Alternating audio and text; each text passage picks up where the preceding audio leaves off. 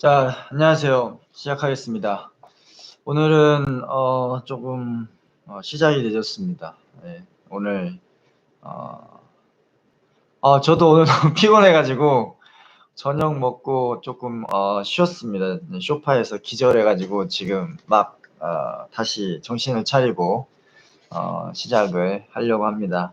자, 오늘은 어떤 거를 해볼 거냐면요. 해외 영업 그 직무 중에 이제 무역 지원, 수출입 지원 직무가 있는데 그 직무는 해외 영업 그 필드 엔진 에어리아 매니저 영업 사원들하고 좀 다르다고 했잖아요. 그래서 어제는 그 무역 지원 실무 1편으로 출하 의뢰서에 대해서 알아봤고, 출하 의뢰서를 진행하면서 QMS를 통해서 이제 오더를 넣는 방식에 대해서 좀 알아봤습니다. 그럼 이제 저희가 오더를 내리고 출하 의뢰를 하게 되면 이제 생산해서 오더를 이제 준비를 할 거잖아요. 그래서 생산해서 준비가 되고 되는 중간 그 무역 지원 실무는 이제 어떤 일을 또 하냐면 이제 영업사원이 그 계약을 한 거에 대해서 100% 선입금을 받을 수도 있고, 그렇지 않으면은 페이먼트 텀에 의거해서 50대 50으로 진행을 할 수도 있고, 30대 70, 30대 30대 40, 30대 40, 30 요렇게 진행을 할 수도 있습니다. 그러면 정해진 페이먼트 텀의 룰에 따라서 이제 수금이 이제 확인이 되는데요. 그러면 해외 영업 무역 직원 직무편 수금 확인은 어떻게 진행되는지 상세히 알아보도록 하는 시간을 갖도록 하겠습니다. 자, 돈이 들어오는 건데 한국에서 한국으로 들어가는 게 아니고 다른 나라에서 이제 그 국제 트랜스퍼를 통해 가지고 이제 들어오는 거가 되잖아요. 그래서 수금 확인은 크게 이제 은행 입금 확인, 그리고 입금 내역 작성, 이때 이제 환율을 좀 중요시해야 되고, 그리고 이제 수금 파일 업로드하는 거, 그리고 마지막으로 이제 수금 파일과 공유하는 메일 또는 시스템 발송이 이제 되겠습니다. 그래서 하나하나씩 살펴보도록 하겠습니다. 수금 확인은 이제 입금 내역 조회라고 이제 할 수 있는데요. 그거는 이제 어떻게 하느냐? 이제 은행에 관련해서 이제 거래은행이 있을 거 아니에요. 이제 예를 들어서 이제 저희는 이제 우리은행을 쓰고 있는데 그 우리은행 사이트로 이제 로그인을 합니다. 그래서 아이디하고 패스워드를 이제 발급받아서 가지고 있을 거예요. 그래서 이제 그 회사에 이제 딱 들어가시게 되면 그 주거래 외환은행 계좌 통장을 관리하는 이제 은행, 편하게 그냥 우리은행이라고 할게요. 그래서 우리은행에 대해서 부여받은 그 기업 아이디하고 패스워드하고 공인인증서가 있을 겁니다. 그래서 그걸 가지고 일단 웹 페이지에 들어가셔가지고 로그인을 하게 됩니다. 그래서 로그인을 해서 페이지에 들어가게 되면 메인 페이지 뭐 어느 은행이랑 똑같습니다. 메인 페이지에 그 외환이라는 부분이 있습니다. 외환, 송금 또는 뭐 송금 받기 뭐 이런 항목이 있습니다. 거기에 이제 딱 클릭해서 들어가시면 거기에 그 하위 탭에 해외 송금 항목이 있을 겁니다. 그래서 해외 송금 항목에 보면은 이제 외화 송금 받기 요게 있습니다. 그래서 은행 사이트 로그인 하시고 외환 해외 송금 외화 송금 받기 이렇게 그래서 클릭해서 들어가시면 전체 페이지가 이제 외화 송금 받기 페이지가 뜰 겁니다. 그럼 거기에서 조회 일자를 이제 쓰셔야 됩니다. 그래서 뭐 오늘이면은 2021년 몇 월 며칠 그리고 몇 월 며칠까지 이렇게 기간을 정해가지고 딱 클릭하시게 되면 해당 조회 내용이 나옵니다. 거기에는 이제 레퍼런스 넘버하고 그다음에 송금 일자 그리고 송금 통화 US 달러 뭐 유로면 유로 이렇게 나오겠죠. 유엔이면은 위안, 차이니스 위안, 송금 금액이 나오고 그다음에 여러 가지 구분, 지급 대기면 지급 대기, 뭐 그밖에 송금 인정보, 송금 인정보 to 이렇게 해가지고 상세한 내역을 조회할 수가 있습니다. 그럼 거기에서 선택 항목 클릭하셔가지고 전신문 조회라고 이제 클릭을 하시게 되면 이제 그 수금 받을 그 내역에 대해서 이제 전신문을 조회할 수가 있습니다. 근데 이제 이 입금 내역 조회하기 전에, 수금하기 전에 이제 알아야 될 게 있는데요. 그게 뭐냐면, 영업사원이 그 계약을 진행할 때 두 가지로 진행할 수 있다 그랬잖아요.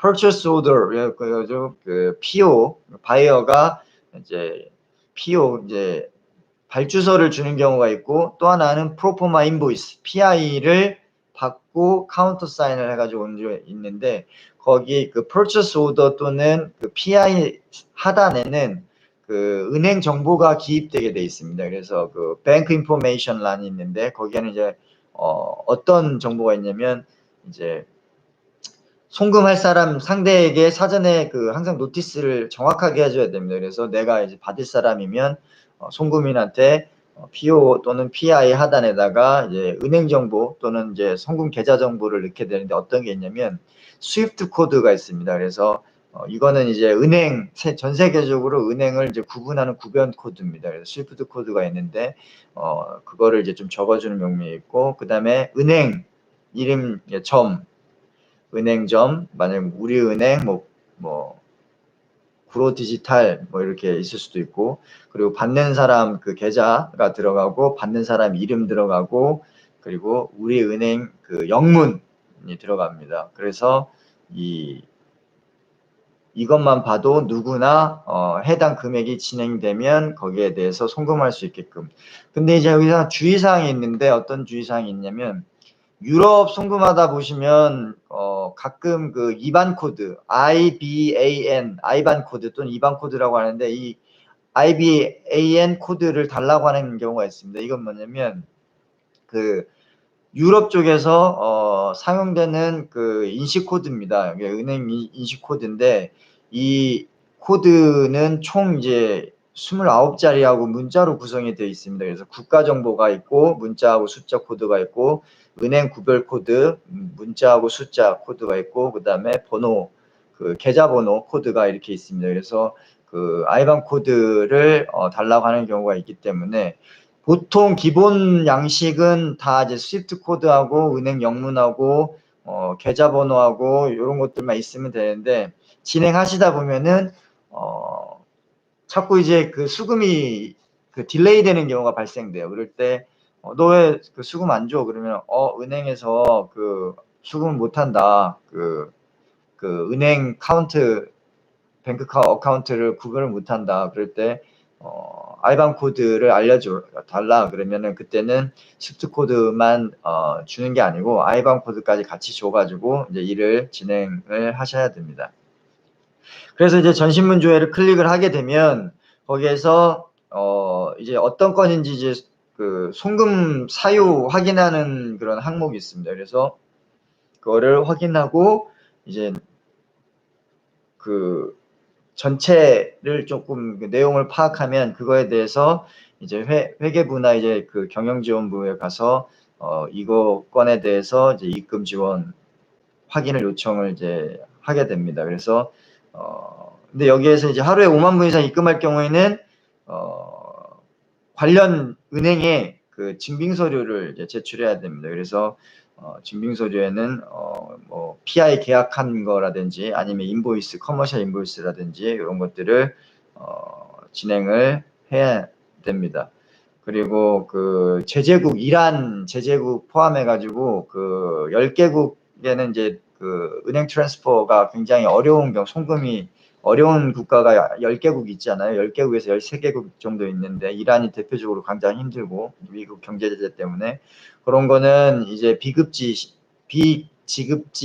신청을 통해 가지고 은행에 직접 제출해야 됩니다. 그럼 그거 준비해야 될 서류가 3개에서 4가지 정도 되는데, 그거 관련해 가지고 관련 내용 증빙 서류 준비하셔 가지고 은행 창구 가서 가지고, 기업 창구 가서 가지고 기업 담당인 대리님 또는 과장님 만나셔 가지고 요거 지금 우리 돈 받으려고 하는데 그 이란이라든지 그 송금 제재국 대상입니다. 그래서 요거 관련해 가지고 무역물자가 아니니까 요거 송금 수금 받을 수 있게 해주세요. 그러면 그쪽에서 뭐라 그러냐면 그러면 비그지피 신청하고 그 증빙 서류하고 이런 것도 다 주셨나요? 그러면 그거 다 준비돼 있어요. 그래서 딱 주면은 이제 그쪽에서 이제 진행을 해줍니다. 근데 여기서 좀 안타까운 것 중에 하나, 이건 여담인데, 그 우리나라 한화로 들어오더라도 이게 대한민국 은행이 그 대한민국 정부 아래에 있는데도 불구하고 그 미국의 눈치를 볼 수밖에 없습니다. 그래서 미국 그 중앙정부 은행에서 페더럴 리저브 뱅크 또는 그 여러 가지 페드 같은 데서 또는 그 백악관이나 그 화이트하우스의 그런 공지문, 우리나라 헌법도 아니고 공지문에도 불구하고 그런 것들이 이란을 비롯한 제재 경제 국가에 대해서 그 송금을 막는다라고 이렇게 이제 공지만 떠도 이란에서 돈을 하나로 보내도 저희 쪽으로 그 돈을 안 내줍니다. 그래서 미국에 통화는 US 달러고 우리나라의 그 달러 그 통화는 코리안 원인데 이란에서 돈을 코리안 원으로 보내도 찾을 수가 없는 겁니다. 그래서 이제 막 은행 가서 막 싸우기도 하고 하는데 그렇게 안 내주더라고요. 그래서 왜 안 내주냐고 물어봤더니 자기네들이 그거 혹시나 해가지고 이제 미국 쪽에 눈밖에 나게 되면은 그 자기네들 주재가 있는 직원들이라든지 상당히 많은 피해가 있다고 하더라고요. 그래서 대한민국 헌법으로 보호받고 이제 송금받을 권리가 있음에도 불구하고 US 달러가 아닌 그 한국 그 커런시에 대한 그런 송금되는 것도 이제 받지 못하는 상황이 되는 겁니다. 그래서 이런 그 경제적인 힘은 어차피 미국 달러나 그런 돈에 의해서 이게 진행이 되다 보니까 은행 자체 내에서도 상당히 그 미국의 눈치를 많이 본다는 거를 이제 제가 절실히 느끼고 있습니다. 그래서 은행에 가서 제가 대판 이렇게 한 적도 있는데 그럼에도 불구하고 못 받았습니다, 돈을. 그래서 그런 거는 특히 이란이나 그 송금에 대해서 제재가 가해지는 10개국 또는 13개국 그 관련 국가를 진행하실 때는 필히 현금으로 이제 받으시든지 아니면 다른 물품으로 이제 상계 받으시든지 이렇게 해서 대금을 우선 먼저 받으시고 나서 그리고 나서 진행하는 게 좋습니다. 그래서 이제 그 물론 이렇게 그 무역 지원하시는 분들은 거기에 대한 뭐 부담은 많이 없습니다. 왜냐하면 들어온 건에 대해서 이제 처리하면 되는데, 이제 영업사원들 같은 경우는 오달 진행하고 돈은 30% 받았고 물건은 이제 이미 선적이 됐는데 나머지 30%, 40% 잔금, 중도금 그 상환할 때 채권 회수할 때 제재가 강해지게 되면은 코리안 원으로 이제 돈을 우리은행에 또는 다른 기타 은행에 꽂혀도 미국의 눈치 때문에 못 받는 경우가 많이 발생한다. 그렇기 때문에 이 해당 국가 10개에서 13개 국가는 미리 파악을 하시고 항상 대금 100% 성금을 받고 진행을 하시라.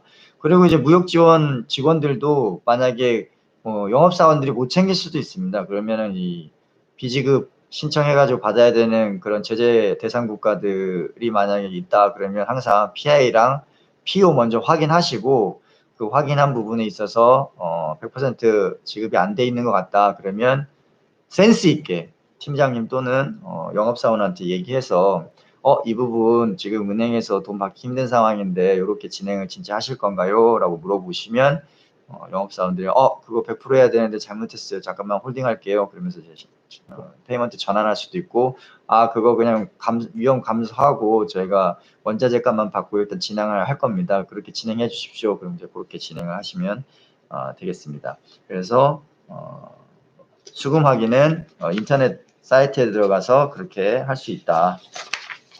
자, 그러면 수금 확인 그 전신문을 받아보면 전신문 조회가 엄청 복잡합니다. 이쪽 LC 드라프트하고 거의 비슷한 수준인데 그게 어떻게 되어 있냐면 왼쪽에는 여러 가지 그 개요 설명이 이렇게 짧게 문단으로 있고 그 옆에는 관련 코드, 연계 코드가 있고 그 다음에는 뭐 굉장히 뭐 암호 숫자 같은 숫자들이 막 엄청 많아요. 그래서 이 있는데 그런 거 다 볼 필요 없으시고 이제 우리가 봐야 될 거는 뭐냐면 저희가 이제 그 은행 사이트 가가지고 아이디 패스워드 넣고 나서 그다음에 외환에서 그다음에 외환 송금 그다음에 외화 송금 받기 클릭해서 전신문 받기 딱 클릭을 했잖아요. 그래서 그걸 딱 받게 되면 거기에 전체 페이지에 막 깨알같이 이렇게 막 써 있는데 LC 드라프트처럼 그거 다 보실 필요 없이 32A를 보시면 됩니다. 32A 32A 항목에 보면은 실수령 금액이라고 나와 있습니다. value, date하고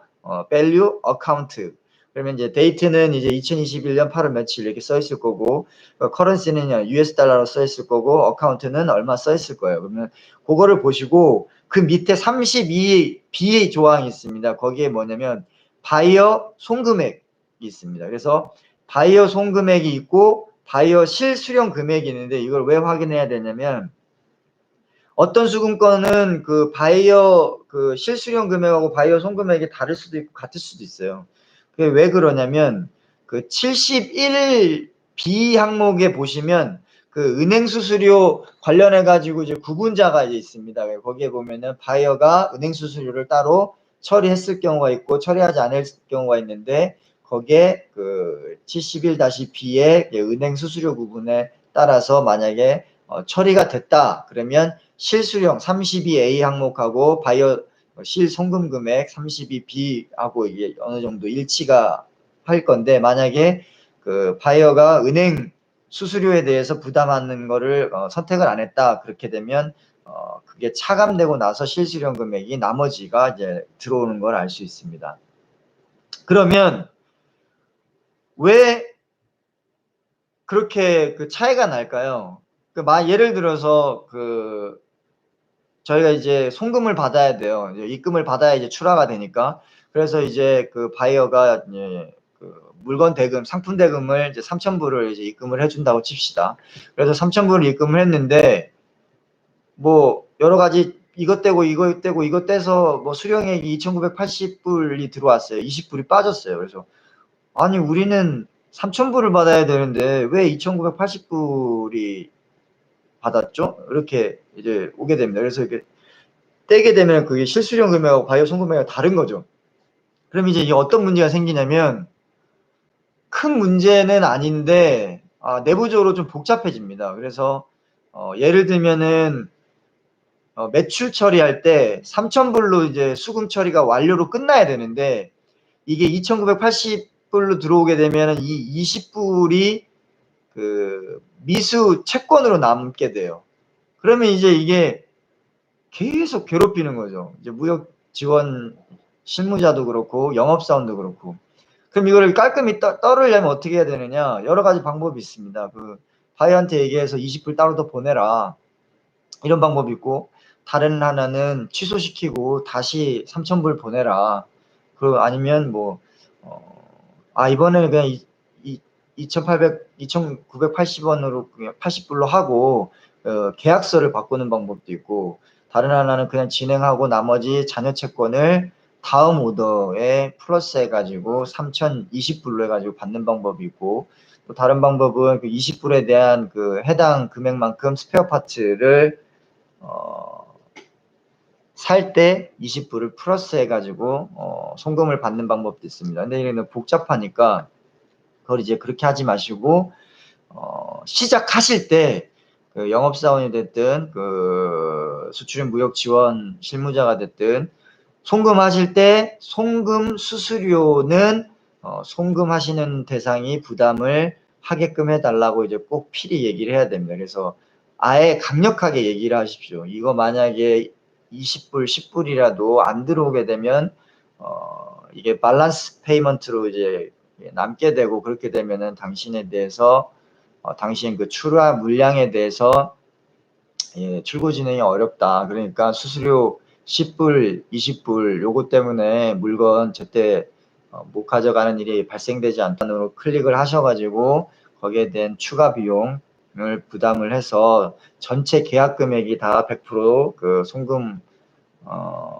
실수령에게 꽂히도록 해달라 이렇게 이제 멘트를 하시면 일단 자기네들은 이제 물건을 받는 게 중요하기 때문에 그 부분에 있어서 신경을 씁니다. 근데 이런 거 얘기 안 하면 그 바이어들이 진짜 10불, 20불에 좀 목을 매는 사람들이 있어요. 그래서 그런 사람들은 그런 게 모여가지고 뭐 10,000불, 100,000불 이렇게 되고 그거를 다시 재투자해가지고 가치를 창출한다는 생각이 있기 때문에 이 송금하는 거는 이거 내가 3,000불짜리 사주는데 요거 부담도 내가 해야 돼? 이거 안 해. 그렇게 되면 이제 서로 이제 관계가 좀 많이 안 좋아집니다. 그렇기 때문에 이런 거는 처음에 바이어 길들이기를 잘 하셔가지고 송금하실 때 실수령 금액이 꽂히지 않으면 출하가 어렵습니다. 그 부분에 대해서 은행 트랜스퍼 하실 때 송금인 부담으로 필히 체크를 하셔가지고 차액 플러스 그 수수료 부담에 대해서는 바이어가 문제가 안 생기도록 해주십시오라고 이렇게 영업사원이 얘기를 하는 게 좋습니다.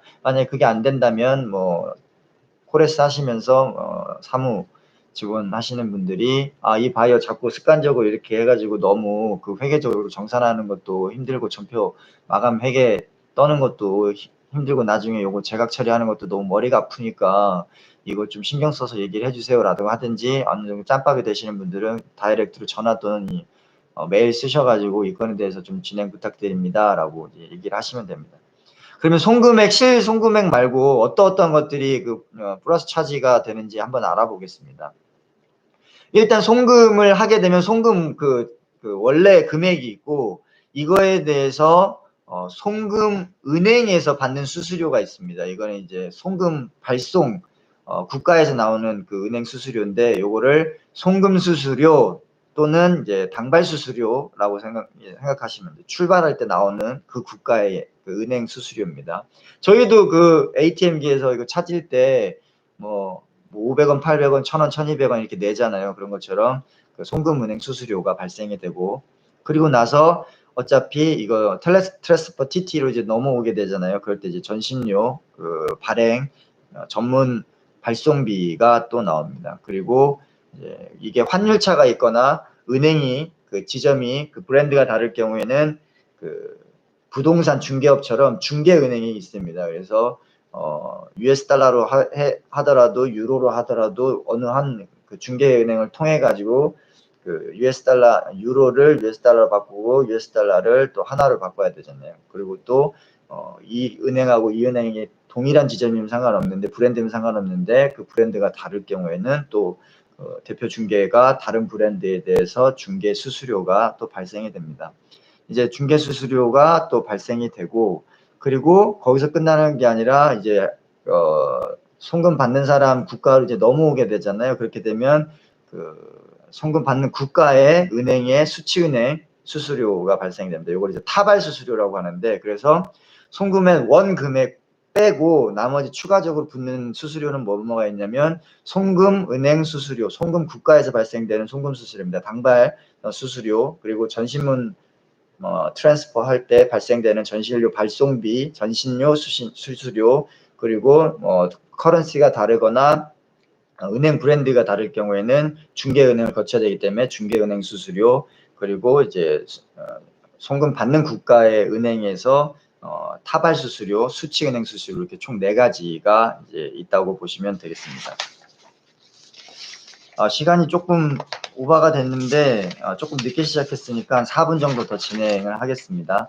그래서 수금 확인 같은 경우는 이제 전체 계좌 조회하셔가지고 그리고 그거 해서 전신문 보시고 전신문에 대한 실수령하고 그 다음에 수수료 부분 확인하시고 그거에 대한 그 내용을 이제 그 다운받을 수가 있습니다. 그래서 전체 계좌 조회 들어가셔가지고 해당 클릭하시고 거기에 대해서 거래 내역을 쫙 뽑으시면 내역이 나옵니다. 근데 그 내역은 어떤 게 있냐면 거래일이 있고 그다음에 적요, 대체 입금, 대체 지급 이런 게 구분이 돼 있고 그리고 거래 내용 누구한테 왔는지 그다음에 어디서 보내는지 누구한테 받는 건지 찾는 금액 그리고 이런 것도 있습니다. 그럼 그 조회한 부분을 저장 하기 누르시면 엑셀 파일로 저장을 받을 수가 있어요. 그래서 그 저장을 받으면 그거를 긁어가지고 증빙 자료를 써야 됩니다. 그럴 때는 항목 설정이 있는데 그 항목 설정에는 어떤 항목이 있냐면 거래일, 적요, 가격 내용, 찾으실 금액, 맡기실 금액,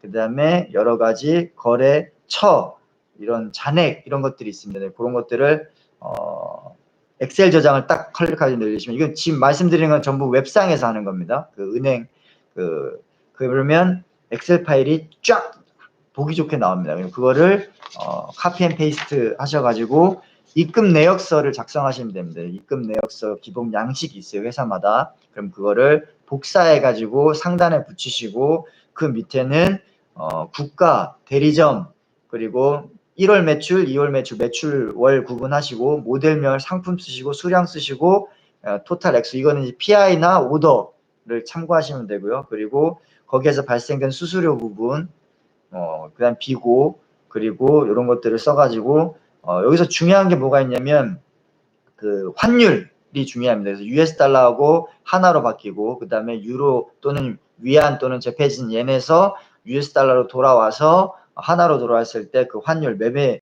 기준율이 이제 들어가는데, 요거는 이제 고시일 1회차를 이제 선정하셔야 됩니다. 그래서 은행 가시면은 간 메인 페이지에 그 고시 기준일 고시 회차 1회차를 선택하셔가지고 그 미국 US 달러, 일본 제페니즈 옌, 중국 위에나, 유럽 유로, 이렇게 해서 매매 기준율을 놓고 그거를 가지고 이제 그 계산을 전체적으로 진행을 하시면 되겠습니다. 근데 여기서 주의사항은 뭐냐면 은행 사이트에서 통화 선택하시고 들어가시면 이제 있습니다. 그래서 현재 환율 그 탭이 있는데 거기에 들어가셔가지고 통화 환율 선택하시고 그 다음에 일자 선택하시고 오늘 날짜죠. 그리고 고시차는 최초, 그리고 조회를 딱 누르게 되면 쭉 나옵니다. 그래서 통화 US 달러가 나오고 환율 나오고 그 다음에 보낼 때 받을 때 그리고 그 매매 기준, 그 다음에 여기 있습니다. 그래서 그 전체 그 환율 최초 1회차 고시 매매 기준율, 그게 기준이 되는 겁니다. 그래서 그걸로 계산을 하시면 되겠습니다. 그래서 매매 기준율은 그 고시 1회차 그날 매매 기준을 하면 된다. 그럼 이제 그거를 다 했으면 이제 수금은 완료가 된 거예요. 이제 수금이 완료가 됐고, 그러면 이제 영업사원들한테 알려줍니다. 영업사원 알려주면 영업사원이 예, 감사해요. 수금 확인 감사해요. 또는 그 ERP라든지 관련 그 유관부서 그 정보 공유 시스템이 있으시면 거기에 올려놓으면은 이제 그게 이제 영업사원한테 그 프로세스가 넘어갑니다. 그러면 그거 수금이 확인됐기 때문에 그 이후에 그 업무를 진행할 수 있고, 그러면 이제 그 무역지음 실무 수출입 지원하시는 분들은 거기서 끝이 아닙니다. 그래서 수금 내역 확인했으니까 수금 내역을 따로 관리대장이 있습니다. 거기에서 업데이트를 하시고 거기에서 이제 그 관리 그 저장 매체에다가 저장 또는 업데이트를 하시면 됩니다. 그리고 나서 그 파일을 메일에다가 첨부해서 보내시면 그 관련된 영업사원이라든지 부문장님이라든지 아니면 경영지원회계팀에서 이 오더에 대해서 얼마만큼의 금액이 지금 입금 확인됐구나, 그래서 수금이 꽂힌 거구나, 그걸 알게 되기 때문에 모든 그 하단 프로세스, 차후 프로세스에서 진행을 하는데 문제가 없습니다. 그래서 이제 오늘은 그 해외 영업 무역 지원 수출입 담당자의 수금 확인을 두 번째로 이제 알아봤는데요. 은행에서 진행할 때 가장 중요한 거는 정확하게 그 입금이 잘 됐는지 확인을 하고, 수수료 관련 부분하고 그다음에 이란 제재 생션 제재국 해당 국가에서 수금 받을 때 비지급지 신청 또는 증빙 서류를 어떻게 해서 받을 수 있느냐, 그리고 송금 받을 때는 송금 수수료 부분이 송금 은행 그 수수료, 전신료, 발송비, 그다음에 중개 수수료, 그리고 타발 수수료 이렇게 있는데 그 구분해 가지고 진행을 하는 거, 그리고 전신문 읽는 거는 32A하고 32B 실수령 금액하고 바이어 송금 금액 구분하는 거, 그리고 70일 다시 B번 은행 수수료 구분하는 거 그거 제가 설명을 간단히 드렸고, 그다음에 수금 확인할 때는 조회하는 방법하고, 그리고 그 확인하고 나서 최초로 이제 은행 환율 계산하실 때 최초 1차 고시 매매 기준으로 한다는 거, 그리고 은행에서 다운받은 엑셀 파일을 기준으로 해가지고 수금 관리 대장 내역 기입해서 메일로 발송 또는 그 전산 시스템에 업데이트하는 것까지 알아봤습니다.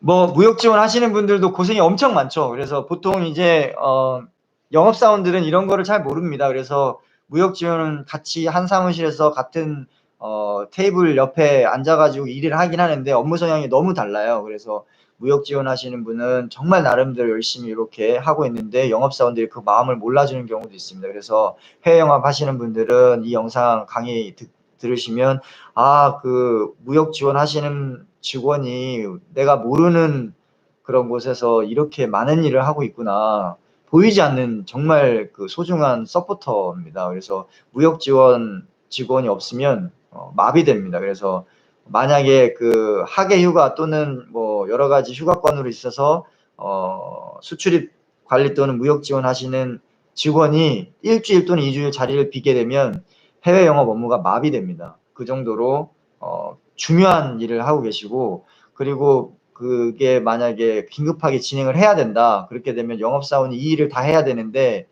이 일을 하는 게 정말 쉽지가 않습니다. 왜냐하면 정말 꼼꼼히 다 봐야 되고 섬세하게 해야 되는데 영업사원들은 대부분 필드에서 바이어들하고 막 싸우면서 설득하는 작업을 하기 때문에 그런 거하고 잘 안 맞습니다. 성향이. 그래서 그럴 때는 이제 정말 그분들의 그 무역 실무 지원 하시는 분들, 그 다음에 그 수출입 관리 지원해 주시는 분들의 소중함을 알죠.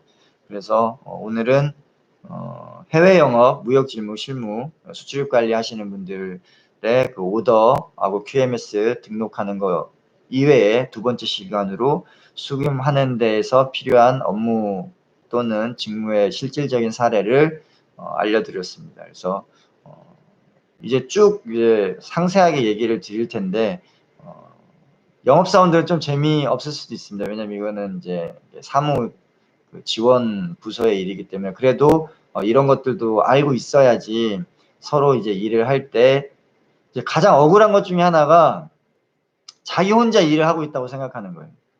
그러니까 회사는 유기적으로 이제 해외 영업뿐만 아니라 뭐 생산 연구소 다 유기적으로 연동해서 이제 진행을 하는데 영업사원들의 불만 중에 하나가 자기 열심히 열정적으로 일을 한 만큼 다른 부서 사람들이 열정적으로 이제 일을 안 하고 서포트를 안 해준다는 생각이 있습니다. 근데 그 일을 직접 해보지 않은 이상은 그 일이 얼마만큼이고 얼만큼 깊이 있고 얼만큼 많은 일을 하고 있는지를 알 수가 없습니다. 근데 그거는 이제 혼자 오해를 할 수도 있으니까 그런 오해가 하기 전에 이런 교육 강의를 통해서 내 옆에 앉아있던 그 직원이 그 수출입관리 무역지원 그 직원이 하는 일이 이렇게 복잡하고 이렇게 섬세하고 이렇게 어려운 일을 하고 있구나. 그런 것들 때문에 우리가 현장에서 또는 바이어하고 일을 할 때 영업을 좀 더 쉽게 할 수 있는 거구나. 그래서 항상 감사하는 마음으로 진행을 해야 됩니다.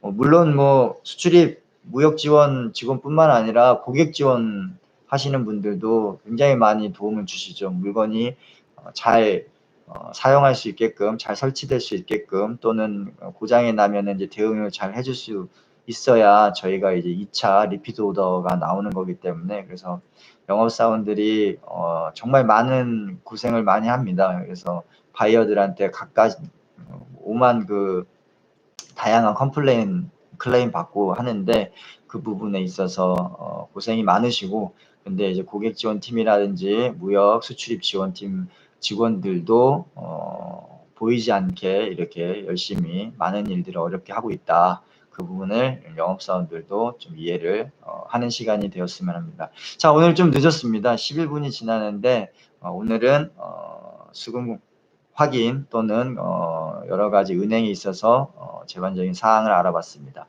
고생 많으셨고요. 이제 하루 남았습니다. TGIF 미리 말씀드리고 즐거운 금요일이 되고 주말이 되시기 바랍니다. 이번 주는 저희가 이제 목요일까지 강의이기 때문에 내일은 쉽니다. 그래서 일주일도 정말 고생 많으셨고 하루 남았는데 파이팅 하시기 바랍니다. 지금까지 영업의 신 조이였습니다. 수고하셨습니다. 감사합니다.